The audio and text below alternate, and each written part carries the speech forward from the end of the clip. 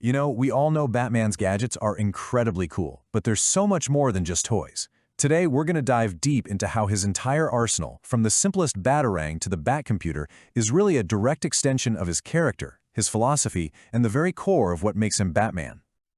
I mean, think about it. This is the whole question of Batman, right? You live in a world with guys who can fly, who can move planets, who command lightning. So how does a regular guy in a suit even begin to compete? Well, the answer is in superpowers. It's technology. But not just any technology. It's technology that's been meticulously designed and brilliantly deployed. And this line, this iconic quote, really gets to the heart of everything. Batman is what he does, and his actions are only possible because of his gear. The suit, the gadgets, the vehicles, they aren't just accessories. They are the very things that allow Bruce Wayne to become Batman in the first place. Okay, so here's our game plan for this deep dive. First, we'll look at the man who literally built himself. Then, we'll move into the tech he uses to become a phantom on the rooftops. After that, we'll analyze his philosophy of calculated, non-lethal force, then explore his insane detective toolkit. And finally, we'll tie it all together to see how the arsenal and the man are one and the same. All right, let's start at the beginning, the absolute foundation. Because before a single gadget is even sketched out, it all begins in the mind of Bruce Wayne. See, while Superman was born with his powers, Batman had to build every single one of his abilities from the ground up. It's all a result of his relentless training, his genius-level intellect, and yeah, a ton of resources. So his real superpower isn't strength or flight, it's preparation. And all his technology is just the ultimate expression of that power. And you can't talk about preparation without talking about the utility belt. This thing is a masterpiece. It's not just a fanny pack full of random junk, it's a carefully curated mission-specific loadout. Before he even leaves the Batcave, he's thinking through every possible scenario for the night and packing exactly what he needs.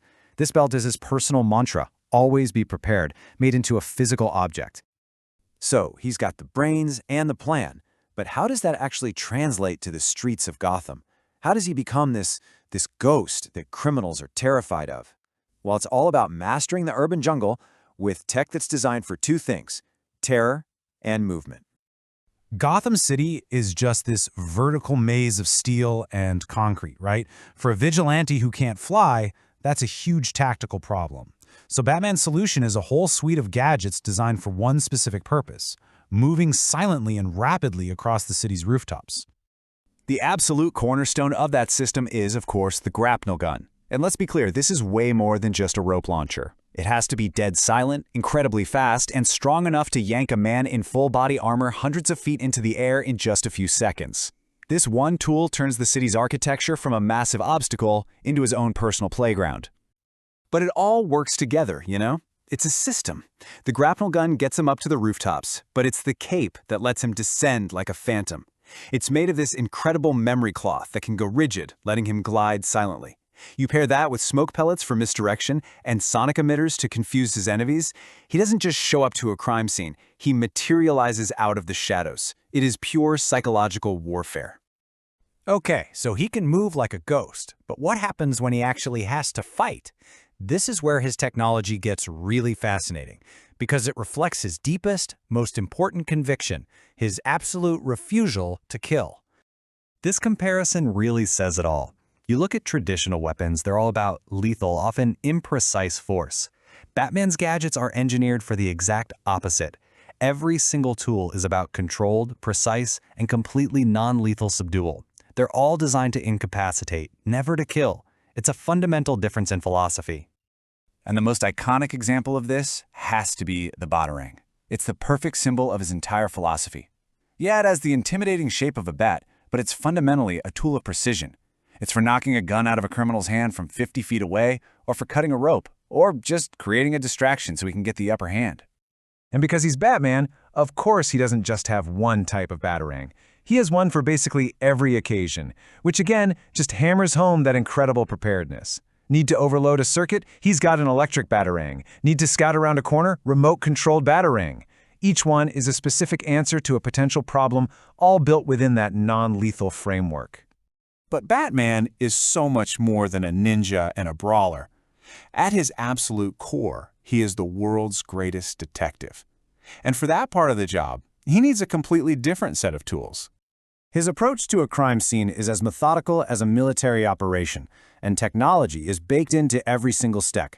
From using smoke to control the environment, to collecting microscopic evidence and then hacking encrypted files on the spot, his gadgets let him do the work of an entire forensics team, all by himself, right there in the field. I mean, just look at the cow itself. It's the perfect example. It's not just hiding his face, it is a high-tech sensory suite. With it, he can see in total darkness, track heat signatures through solid walls, and communicate securely with the Bat computer.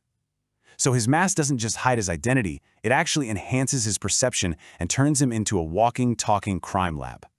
So let's bring this all together.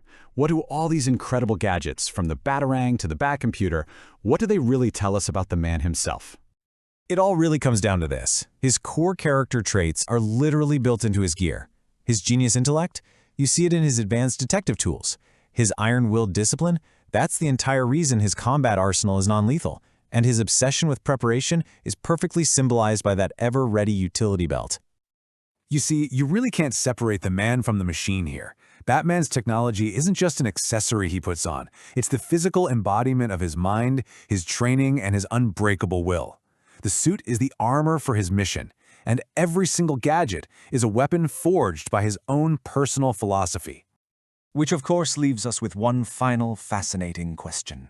If this entire, incredible arsenal is a flawless extension of his will, designed to make a mortal man into a living legend, what is its greatest weakness? The answer, when you think about it, is the one thing that technology can never, ever replace: the man inside.